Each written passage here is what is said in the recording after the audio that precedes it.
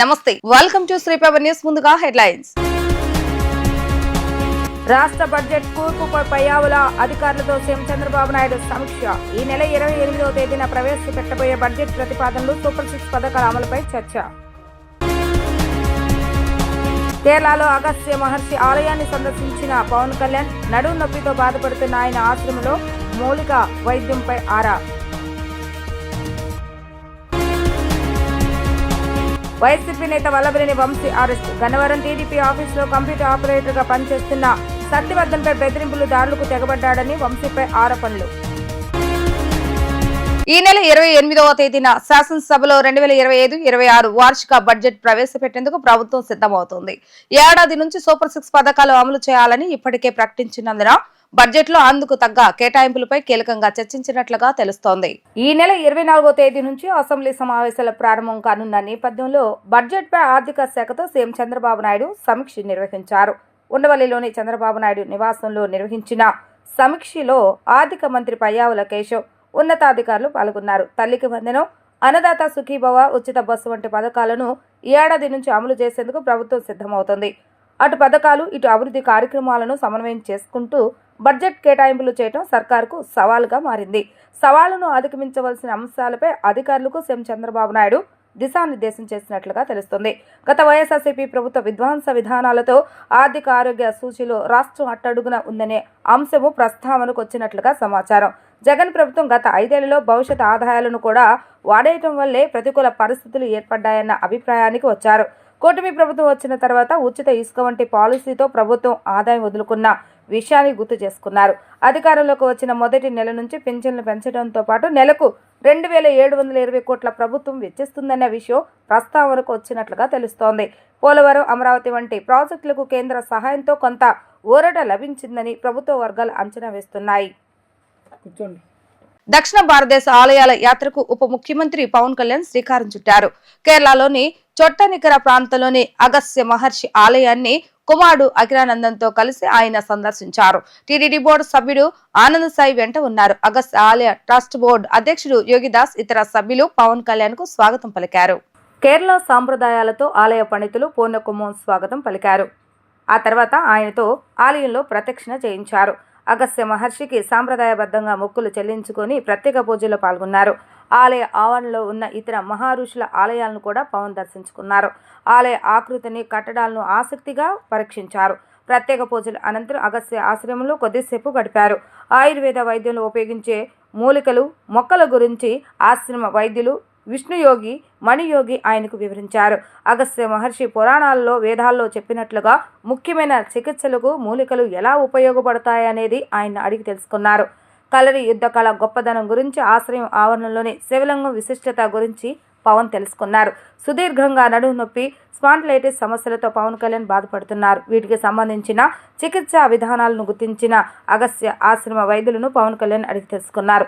ఆశ్రమంలో ప్రత్యేకంగా అందించే చికిత్సాలయాన్ని సందర్శించారు. అగస్త్య ఆశ్రమానికి సుదూర ప్రాంతాల నుంచి చికిత్స నిమిత్తం ప్రతిరోజు 200 మందికి పైగా వస్తుంటారని అక్కడి సిబ్బంది చెప్పారు. ఆయుర్వేదం మనిషిపై ప్రభావం చూపటానికి కాస్త సమయం పట్టినా దీర్ఘకాలంలో ఆరోగ్యానికి మంచిదని వైద్యులు వివరించారు. ఆయన ఆరోగ్య పరిస్థితిని అడిగి తెలుసుకున్నారు. అగస్త్య మహర్షి వేదాలలో వివరించిన చికిత్సా పద్ధతులు, సాంప్రదాయాల గురించి ఆయనకు వివరించారు.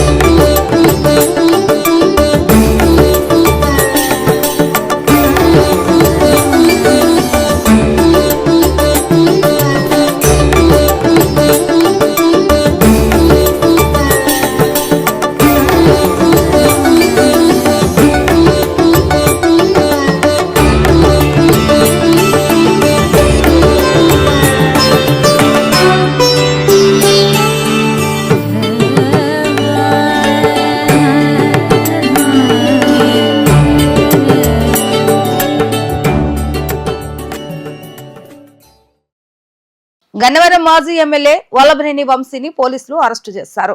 హైదరాబాద్ రాయదుర్గంలోని మైహోం బోజాలో ఏపీ పోలీసులు ఆయన్ను అరెస్టు చేసి గచ్చిబౌలి మీద నుంచి ఔటర్ రింగ్ రోడ్డు మీదుగా విజయవాడ తరలిస్తున్నారు. ఎస్సీ ఎస్టీ అట్రాసిటీ కేసులో వల్లభనేని వంశీని ఏపీ పోలీసులు అరెస్టు చేశారు. గన్నవరం టీడీపీ ఆఫీసులో కంప్యూటర్ ఆపరేటర్ గా పనిచేస్తున్న సత్యవర్ధన్ కిడ్నాప్ చేసి బెదిరించినట్లుగా ఆరోపణలు ఉన్నాయి. టీడీపీ ఆఫీసుపై దాడి కేసులో తనను బెదిరించి తప్పుడు వాంగ్మూలం ఇప్పించారని సత్యవర్ధన్ ఫిర్యాదు చేశారు. కిడ్నాప్ దాడి ఎస్సీ ఎస్టీ అట్రాసిటీ కింద వంశీని పోలీసులు అరెస్టు చేశారు. వంశీని అరెస్టు చేస్తున్నట్లుగా ఆయన భార్యకు పోలీసులు నోటీసు ఇచ్చారు. వల్లభనేనిపై బిఎన్ఎస్ సెక్షన్ 141, 308, 351(3) రెడ్ విత్ 3(5) కేసుల కింద నమోదయ్యాయి. వచ్చే 5 ఏళ్లలో అర్హత ఉన్న ప్రతి పేదవానికి శాశ్వత గృహ వసతి కల్పించాలనే దృఢ నిశ్చయంతో తమ ప్రభుత్వం ఉందని రాష్ట్ర సమాచార పౌర సంబంధాల గృహ నిర్మాణ శాఖ మంత్రి కొలుసు పార్థసారథి తెలిపారు.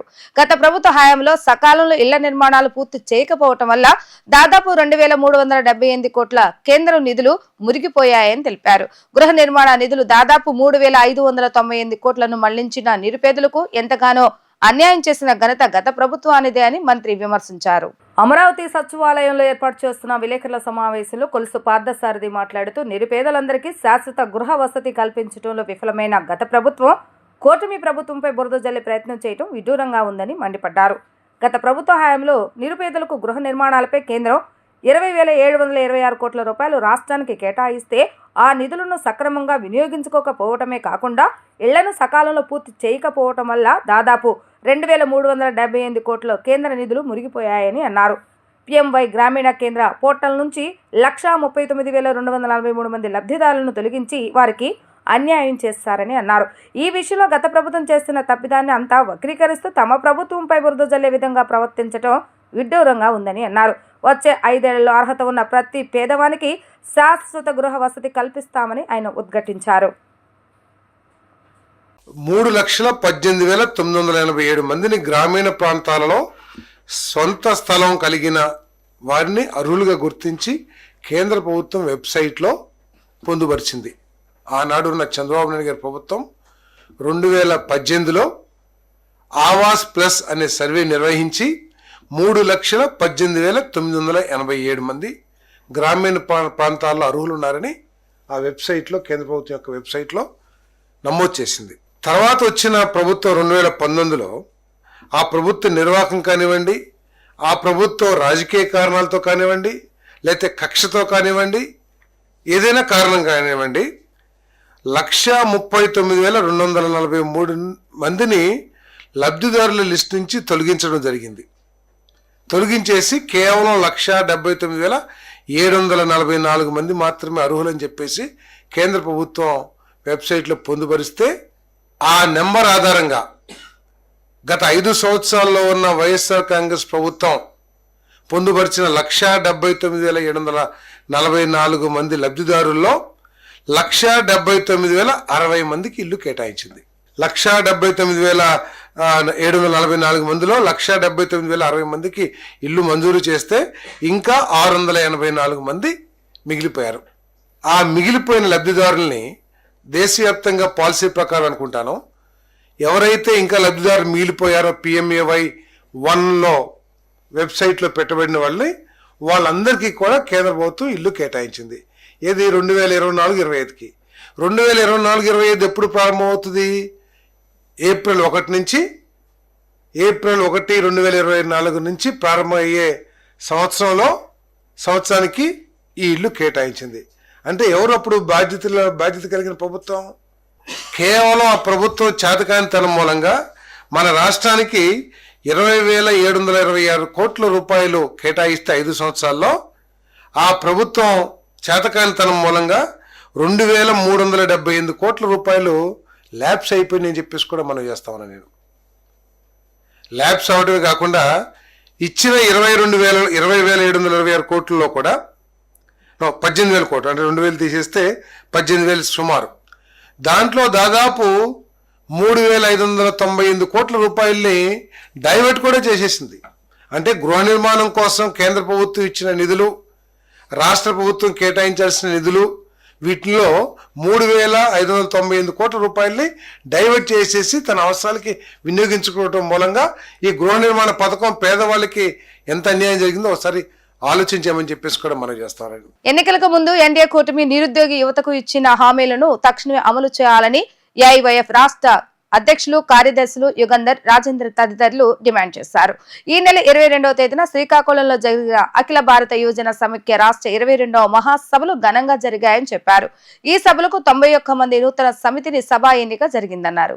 హనుమాన్పేట దాసరి భవన్లో విలేకరుల సమావేశాన్ని నిర్వహించారు. ఈ సందర్భంగా ఏఐవైఎఫ్ అధ్యక్ష కార్యదర్శులు యుగంధర్ రాజేంద్ర మాట్లాడుతూ రాష్ట్ర అధ్యక్షులుగా యుగంధర్, కార్యదర్శిగా పరుచూరి రాజేందర్, ఆర్గనైజింగ్ కార్యదర్శిగా జి సంతోష్ కుమార్ను ఎన్నుకున్నట్లుగా చెప్పారు.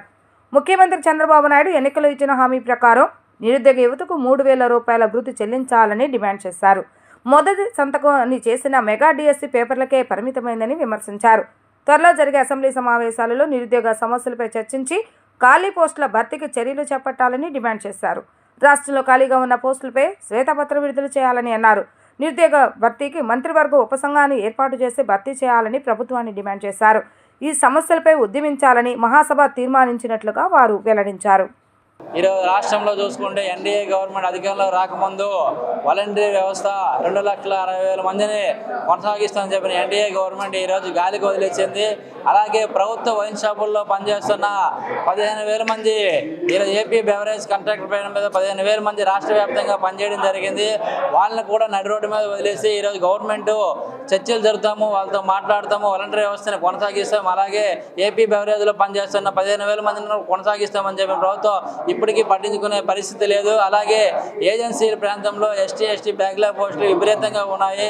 అవి తక్షణమే పరిష్కారం చేసి బ్యాక్లాగ్ పోస్టులు నోటిఫికేషన్ విడుదల చేయాలని చెప్పి రాష్ట్ర ప్రభుత్వాన్ని మేము డిమాండ్ చేస్తున్నాం. అలాగే ఈరోజు మెడికల్లో విపరీతంగా ఏజెన్సీల తరఫున విపరీతంగా అమ్ముకోవడం జరుగుతుంది. కొత్త విధానాన్ని తీసుకొచ్చి మెడికల్ ఏజెన్సీ వ్యాపారంగా మారిపోయి ఈరోజు విచ్చలవిడిగా మెడికల్ ఏజెన్సీలు తయారైపోయి పుట్టగొడుగుల్లాగా ఈ రాష్ట్ర వ్యాప్తంగా పెరిగిపోతున్నాయి. తక్షణమే రాష్ట్ర ప్రభుత్వం చర్యలు తీసుకోవాలని చెప్పి రాష్ట్ర ప్రభుత్వాన్ని మేము డిమాండ్ చేస్తున్నాం. అలాగే ఎన్నికల్లో ఇచ్చిన హామీని మంత్రి లోకేష్ గారు పాదయాత్రలు ఇచ్చిన హామీని నిలబెట్టుకోవాలని చెప్తున్నాం. ఇప్పటికే 8 మాసాలు గడుస్తున్న గవర్నమెంట్ ఏర్పడిన తర్వాత ఇప్పుడు వరకు డిఎస్సీ మీద తొలి సంతకం చేసి పేపర్లకి టీవీలు మాత్రమే పరిమితం చేస్తున్న ఈ రాష్ట్ర ప్రభుత్వం తక్షణమే డిఎస్సీ నోటిఫికేషన్ విడుదల చేసి ఈరోజు వేలాది మంది లక్షలాది మంది కోచింగ్ సెంటర్లో మొగ్గుతూ ఇళ్లను విడిచిపెట్టి కోచింగ్ సెంటర్లో కోచింగ్ చేస్తున్న నిరుద్యోగ యువతను ఆదుకోవాలని చెప్పి ఎన్డీఏ గవర్నమెంట్ మేము కోరుతున్నాం. ప్రతి కార్యకర్తకు పెద్దనగా తోడుగా ఉంటారని వైఎస్ఆర్సీపీ అధ్యక్షులు వైఎస్ జగన్మోహన్ రెడ్డి భరోసా కల్పించారు. ప్రజలకు ఇచ్చిన మాటను గాలికి వదిలేసిన చంద్రబాబు నాయుడు ప్రభుత్వానికి రాబోయే రోజుల్లో దారుణమైన పరిస్థితులు తప్పవని, రాబోయేది వైఎస్ జగన్ 2.0 పాలనని ఉద్ఘాటించారు.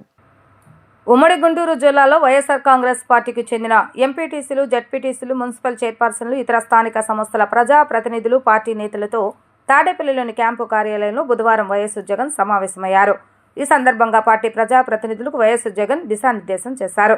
మన పరిపాలన కాలంలో అంటే 2019-24 మధ్య జగన్ 1.0 ప్రభుత్వం నడిచింది. చరిత్రలో ఎప్పుడూ చూడని విధంగా చరిత్ర మార్చిన పాలన వైఎస్ఆర్ కాంగ్రెస్ పార్టీ హయాంలోనే నడిచింది. మన ప్రభుత్వం రాకమునుపు మేనిఫెస్టో అంటే చక్కటి అబద్ధాలను రంగురంగు కాగితాల్లో ముద్రించి ఎన్నికలు పంచటం, ఎన్నికలు అయిపోయిన తర్వాత ఆ మేనిఫెస్టోను చెత్తబుట్టలో వేయటం జరుగుతుంది. అలాంటి పరిస్థితుల నుంచి పాలనలో తులసి మొక్కల వ్యవస్థను మార్చిన పాలన కేవలం వైఎస్ఆర్సీపీ హయాంలోనే జరిగింది. చరిత్రలో మునిపెన్నడూ లేని విధంగా మేనిఫెస్టోని కేవలం 2 పేజీలు కుదించి ఈ మేనిఫెస్టో మాకు భగవద్గీత, బైబిల్, ఖురాన్ వంటిదని చెబుతూ దాన్ని ఎన్నికలు అయిపోయిన తర్వాత ప్రభుత్వ కార్యాలయం, సీఎంఓ, ప్రతి మంత్రి కార్యాలయంలో, ప్రతి కలెక్టర్ కార్యాలయంలో కనిపించే విధంగా ఏర్పాటు చేశామని జగన్ అన్నారు. ఎన్నికలైపోయాయి. దాదాపుగా 9 నెలలు కళ్ళు మూసుకొని కళ్ళు తెరిచేసరికి అప్పుడే 9 నెలలు గడిచిపోయింది. నిజంగా 2019 నుంచి 2024 మన ప్రభుత్వం ఉన్నప్పుడు అంటే వైఎస్ఆర్సీపీ జగన్ 1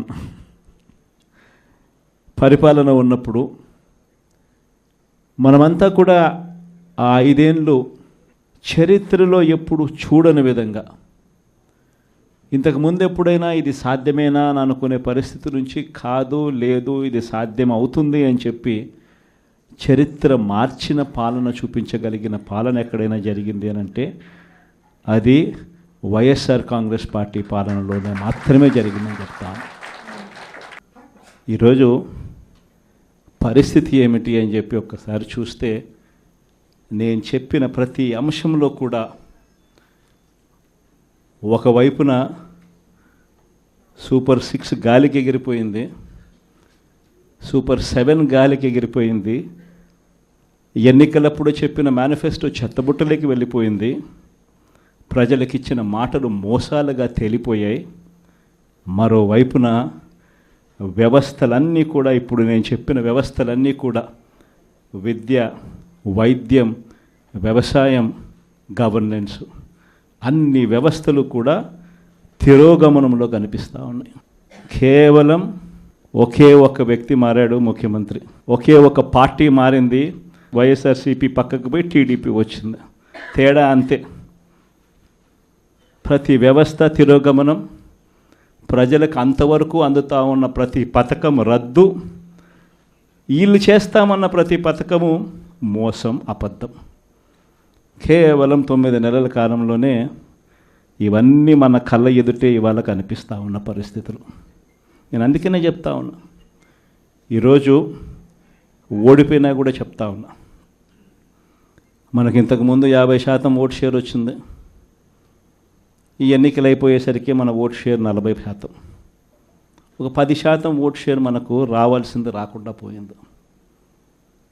కారణం ఆ రోజు కేవలం మీ జగన్ అబద్ధాలు చెప్పలేకపోయాడు, అదొక్కటే కారణం.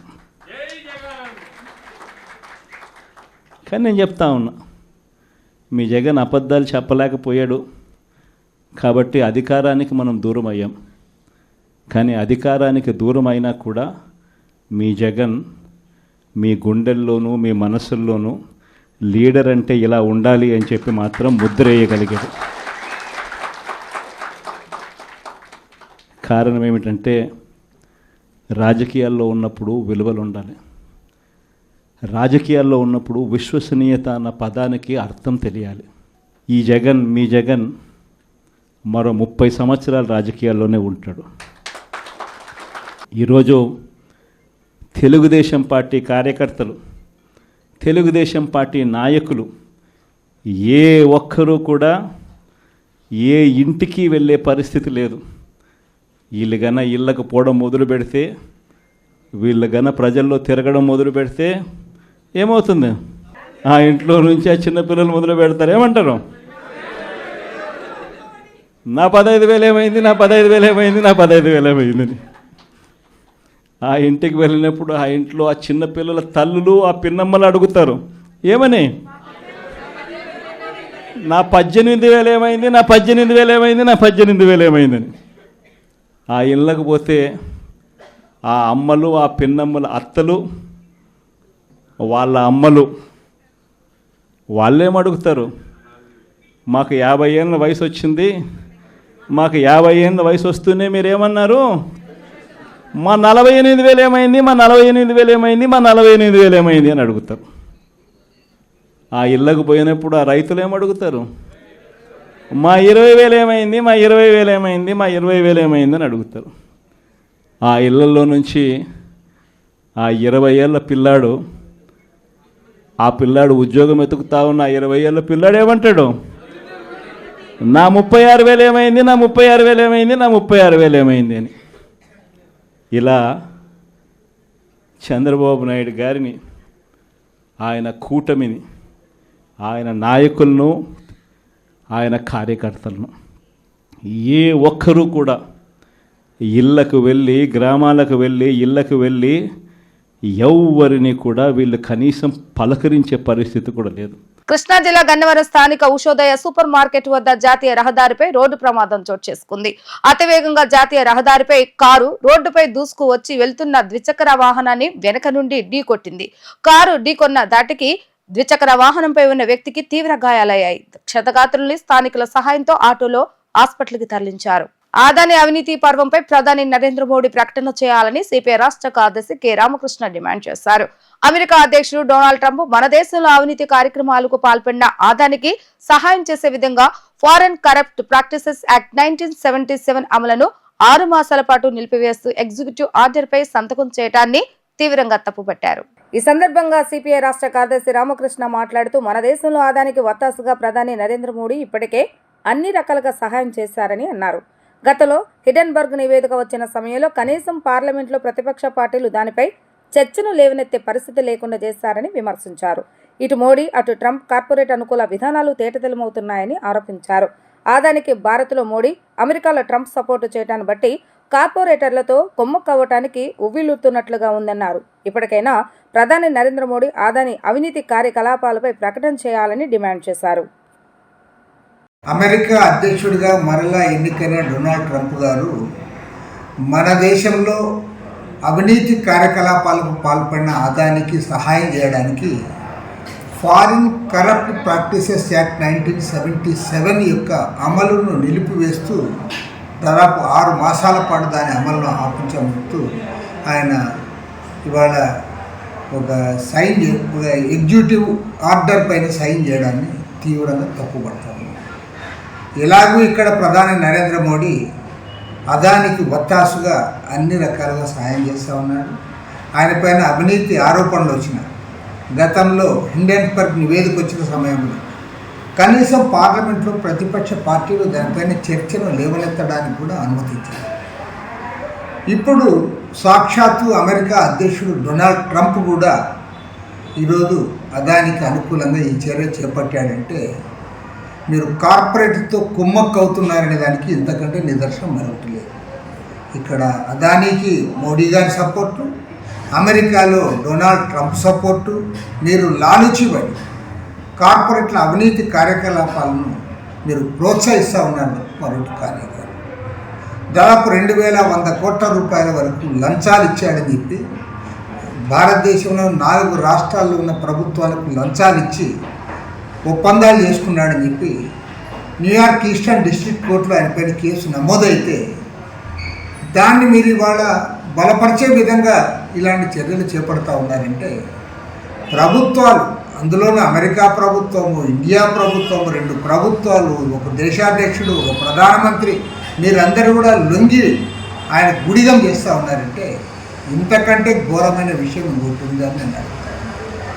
పైగా 6 నెలల తర్వాత అవసరమైతే దాన్ని మళ్ళీ ఎక్స్టెండ్ చేస్తామని కూడా మీరు చెప్తున్నారంటే ఇంతకంటే నీచంగా కార్పొరేట్లు కొమ్ముగాయడం ఉన్నది మరొకటి ఉండదు. దీన్ని తీవ్రంగా ఖండిస్తూ ఉన్నాం. ప్రధానమంత్రి గారు ఈ అన్ని అంశాలపైన కూడా ప్రకటన చేయాలని సిపిఐ తరఫున డిమాండ్ చేస్తున్నారు. రాష్ట్ర అభివృద్ధి కోసం కూటమి ప్రభుత్వం అనేక కార్యక్రమాలు చేపడుతుందని మాజీ మంత్రి టీడీపీ ఎమ్మెల్సీ అభ్యర్థి ఆలపాటి రాజేంద్ర ప్రసాద్ అన్నారు. ఉమ్మడి కృష్ణా గుంటూరు జిల్లాల పట్టభద్రుల ఎమ్మెల్సీ స్థానానికి టీడీపీ అభ్యర్థిగా పోటీ చేస్తున్న తనను గెలిపించాలని ఆయన కోరారు. ఉమ్మడి కృష్ణా గుంటూరు జిల్లాల పట్టభద్రుల ఎమ్మెల్సీ స్థానానికి టీడీపీ అభ్యర్థిగా పోటీ చేస్తున్న ఆలపాటి రాజేంద్ర ప్రసాద్ విజయాన్ని ఆకాంక్షిస్తూ టీడీపీ యువ నాయకులు గద్దె క్రాంతి ఎన్నికల ప్రచారాన్ని నిర్వహించారు. కానూరు విఆర్ సిద్ధార్థ కళాశాల గ్రౌండ్స్ లో పడమట ఇండోర్ స్టేడియంలో కూటమి నేతలతో కలిసి ఆలపాటి పట్టభద్రులను కలుసుకున్నారు. పట్టభద్రుల స్థానానికి తనను గెలిపించాల్సిన ఆవశ్యకతను ఆలపాటి వారికి వివరించారు. శాసన మండలిలో ప్రజాగళాన్ని వినిపించేందుకు తనకు అవకాశం కల్పించాలని కోరారు. కూటమి అభ్యర్థిగా పోటీ చేస్తున్న తనను ప్రతి ఒక్కరూ మద్దతు పలికి బలపరచాలని విజ్ఞప్తి చేశారు. గద్దె క్రాంతి మాట్లాడుతూ సుదీర్ఘ రాజకీయ అనుభవం ఉన్న వ్యక్తి అయిన ఆలపాటిని శాసన మండలికి పంపడం ద్వారా సమాజానికి ఎంతో ఉపయోగకరంగా ఉంటుందని అన్నారు. ఈ కార్యక్రమంలో కూటమి నాయకులు, కార్యకర్తలు పాల్గొన్నారు. నిన్న ఈరోజు ఉదయం 6 గంటల నుంచి పెద్దలు ఈస్ట్ శాసనసభ్యులు రామ్మోహన్ రావు, అదేవిధంగా వారి తనయుడు క్రాంతి కుమార్ గారు, సెంట్రల్ వచ్చేటప్పటికే కూటమి నాయకత్వం, అదేవిధంగా కార్పొరేటర్లు వీళ్ళందరి సహాయంతో నిన్న సిద్ధార్థ పబ్లిక్ స్కూలు, అదేవిధంగా నిర్మలా కాన్వెంట్, ఎన్ఎస్ఎం, ఈ రోజు పాలిటెక్నిక్, అదేవిధంగా ఎస్ఆర్ఆర్ కాలేజీ, రైల్వే గ్రౌండ్స్ లో వాకర్స్ అందరినీ కూడా కలవటం జరిగింది. ఎవరిని కలిసినా కూడా వారు చాలా ఆత్మీయంగా, అభిమానంగా ఆహ్వానిస్తూ ఉన్నారు. క్యాడర్ కూడా మరొకసారి మన యొక్క ప్రభావం, మంచి ప్రభుత్వం యొక్క ఆలోచనని ప్రజల్లో తీసుకెళ్లాలని ఈ రోజున ప్రతి ఒక్క కార్యకర్త కూడా భావిస్తూ ఉన్నారు. ఎందుకంటే ఈ 7 నెలల కాలంలో ప్రజలు ఇచ్చిన తీర్పు ద్వారా, విశ్వాసం ద్వారా, నమ్మకం ద్వారా ఏర్పడినటువంటి ఎన్డీఏ కూటమి ప్రభుత్వం ప్రజలకి న్యాయం చేయాలి, సంకల్పంతో పనిచేస్తాం అన్నటువంటి ఈ ప్రభుత్వానికి మద్దతు పలకాలని చెప్పి ఎక్కడికి వెళ్ళినా కూడా ప్రగతికి ఓటేద్దాం ప్రత్యర్థులు ఎవరైనా సరే అని చెప్పే భావం ప్రతి ఒక్కళ్ళు కలగటం అనేది ఇది ఒక రకమైనటువంటి ఆనందం కలుగుతా ఉంది. ఒక వ్యక్తిగా ఈ రోజున సమాజాన్ని మనం గమనించినట్లయితే అతాకుతలమైనటువంటి సమాజం, వ్యవస్థలన్నీ నీరు కారిపోయినటువంటి సమాజం, యావత్తు తెలుగు జాతి అంతా కూడా ఈ రోజున చరిత్రహీనులుగా మార్చేటువంటి పరిస్థితి నుంచి మరొకసారి వారందరూ విముక్తి పొందేలాగా ఇచ్చిన తీర్పు ద్వారా ఏర్పడినటువంటి కూటమి నాయకత్వాన్ని కాపాడుకోవాలి, రక్షించుకోవాలి, గౌరవించుకోవాలని చెప్పి భావంతో అటు ప్రజలు ఇటు కూటమి నాయకత్వ కార్యకర్తలందరూ కూడా ఈరోజు సిద్ధం అవుతా ఉన్నారు. ఏ ఎన్నిక వచ్చినా కూడా మనం ఆ ఎన్నికల్లో గెలవాలి, ఎందుకంటే ప్రగతికి సోపానం అని చెప్పి ప్రగతికి తొలిమెట్టుగా ఈ ఎన్నిక విజయం సాధించాలని చెప్పి అందరూ చూపిస్తున్నటువంటి అభిమానాన్ని, ఆత్మీయతకి నా ధన్యవాదాలు తెలుపుకుంటూ ఈ నెల 27వ తారీఖున ఎమ్మెల్సీ ఎలక్షన్స్ జరగబోతా ఉన్నాయి. దానిలో గ్రాడ్యుయేట్ ఎమ్మెల్సీ ఎలక్షన్ లో కూటమి తరపు నుండి ఆలపాటి రాజేంద్ర ప్రసాద్ గారు పోటీ చేస్తా ఉన్నారు. ఆలపాటి రాజేంద్ర ప్రసాద్ గారు సీనియర్ పొలిటీషియన్ అయినా గానీ, మాజీ మంత్రి అయినా గానీ, ముందు ఆయన హైలీ ఎడ్యుకేటెడ్ లాయర్ గా కూడా చేశారు. మన కౌన్సిల్ లో గట్టిగా మాట్లాడగల శక్తి ఉంది. అందుకని చెప్పి అందరూ కూడా ఆలపాటి రాజేంద్ర ప్రసాద్ గారి పేరు పక్కన ఫస్ట్ ప్రయారిటీ నెంబర్ 1 వేయాల్సి ఉంది. ఇప్పుడు కూటమి ప్రభుత్వం వచ్చి 7 నెలలు అయింది. ఈ 7 నెలల్లో చేసిన పనులన్నీ కూడా అందరూ అబ్జర్వ్ చేస్తానే ఉన్నారు. ఇప్పుడు ఈ ఎలక్షన్ అనేది మన కూటమి ప్రభుత్వానికి ఒక స్లిప్ టెస్ట్ లాంటిది. అందరూ కూడా జోరుగా ముందుకొచ్చి ఓటేయాలని కోరుకుంటున్నాము. ఎందుకంటే అందరూ జనరల్ ఎలక్షన్స్ కి ఓటేయటానికి ముందుకు వస్తారు కానీ కౌన్సిల్ ఎలక్షన్స్ అనేసరికి పర్లేదులే అనుకుంటారు. కానీ ఇది చాలా ఇంపార్టెంట్ మనకి. ఎందుకంటే ఈ రాబోయే 5 ఏళ్ళు కూడా బోల్డంత అభివృద్ధి చెందాల్సిన పనులు ఉన్నాయి. ఇప్పుడు ఈ 7 నెలల్లోనే మనకి దగ్గర 6 లక్షల కోట్ల పెట్టుబడులు వచ్చినాయి, 4 లక్షల ఉద్యోగాలు రావటం జరుగుతా ఉంది. ఇప్పుడు మనకి దగ్గర 25 లక్షల ఉద్యోగాలుగా రావటానికి ముందుకి సాగుతున్న కూటమి ప్రభుత్వానికి ఎక్కడా కూడా బ్రేక్ అనేది పడకూడదు. ఇది ఇంతకంటే ఫాస్ట్ గా ఎక్స్పోనెన్షియల్ గా పెరగాలని చెప్పి ప్రజలందరూ కూడా కోరుకుంటున్నారు. కానీ మన పిల్లల కోసం, మన ఫ్యూచర్ కోసం, రాష్ట్ర డెవలప్మెంట్ కోసం కూడా అందరూ కూడా ఓట్ అనేది మన ప్రథమ హక్కు. ఓట్ అనేది తప్పకుండా ఉపయోగించుకోవాలి. అందరూ కూడా వాళ్ళ క్యాలెండర్ లో 27వ తారీఖు మార్క్ చేసుకుని తప్పకుండా వారి పోలింగ్ బూత్లు ఎక్కడున్నాయి ఏంటనేది కనుక్కుని ప్రతి ఒక్కరు వెళ్ళి ఓటేయాలి. వారి పక్కన వారి కొలీగ్స్ గానీ, వారి పిల్లలు గానీ, ఎవరికైతే గ్రాడ్యుయేట్ ఓట్స్ రిజిస్టర్ అయి ఉన్నాయో 2021 తర్వాత గ్రాడ్యుయేట్ అయిన వాళ్ళందరూ కూడా 2021 వరకు గ్రాడ్యుయేట్ అయిన వాళ్ళందరూ కూడా తప్పకుండా ముందుకొచ్చి ఓటేయాలని కోరుకుంటున్నాము. వార్తలు ముగించే ముందు హెడ్లైన్స్ మరొకసారి. రాష్ట్ర బడ్జెట్ కూర్పుపై పయ్యావుల అధికారులతో సీఎం చంద్రబాబు నాయుడు సమీక్ష. ఈ నెల 28వ తేదీన ప్రవేశపెట్టబోయే బడ్జెట్ ప్రతిపాదనలు, సూపర్ 6 పథకాల అమలుపై చర్చ. కేరళలో అగస్త్య మహర్షి ఆలయాన్ని సందర్శించిన పవన్ కళ్యాణ్, నడుము నొప్పితో బాధపడుతున్న ఆయన ఆశ్రమంలో మౌలిక వైద్యంపై ఆరా. వైసీపీ నేత వల్లభనేని వంశీ అరెస్ట్. గన్నవరం టీడీపీ ఆఫీసులో కంప్యూటర్ ఆపరేటర్ గా పనిచేస్తున్న సత్యవర్ధన్పై బెదిరింపులు, దాడులకు తెగబడ్డాడని వంశీపై ఆరోపణలు. ఇవి ఈ రోజు వార్తా విశేషాలు. మరలా 3 ప్రసారమే వార్తలు మళ్ళీ కలుద్దాం. అంతవరకు సెలవు, నమస్కారం.